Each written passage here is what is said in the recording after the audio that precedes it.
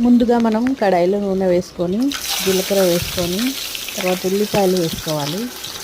అవి కొంచెం మగ్గిలోగా పచ్చిమిరపకాయలు వేసుకోవాలి. కరివేపాకు దాంతోపాటు అన్నీ కలిపి వేసుకున్న తర్వాత మంచిగా కలియబెట్టాలి. తర్వాత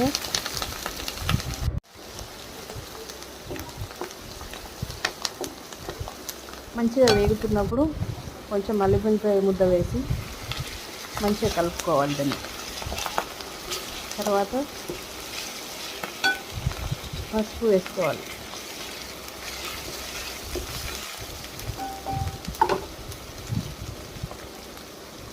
పసుపు వేసుకొని మంచిగా కలిపేసుకొని తర్వాత కాకరకాయ ముక్కలు వేసుకోవాలి.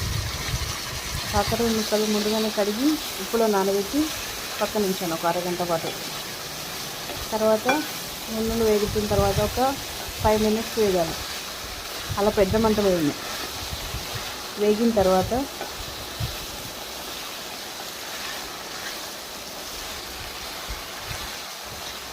అలా వేగుతూ ఉంటాయి. వేగేలోగా చింతపండు రసాన్ని కలుపుకోవాలి. ముందు దాని రసాన్ని తీసి పెట్టుకొని వేసేసాను. చింతపండు రసం మరిగేలోగా కొంచెం ముక్కలు ఉడకాలి. దాంట్లోనే కాకరకాయ ముక్కలు ఉడికిన తర్వాత దాంట్లోనే కారపొడి వేసేసి కొంచెం ఉప్పు, ధనియాలు, జీలకర్ర,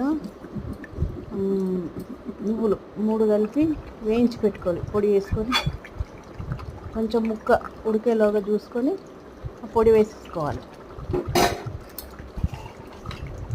ఆ పొడి వేసేసి మిక్సీ చేసి పెట్టుకుని ఫస్ట్ పొడి వేసేసి మంచి ఉడికేలాగా మళ్ళీ దగ్గర పడుతుంది కర్రీ. ఉడికి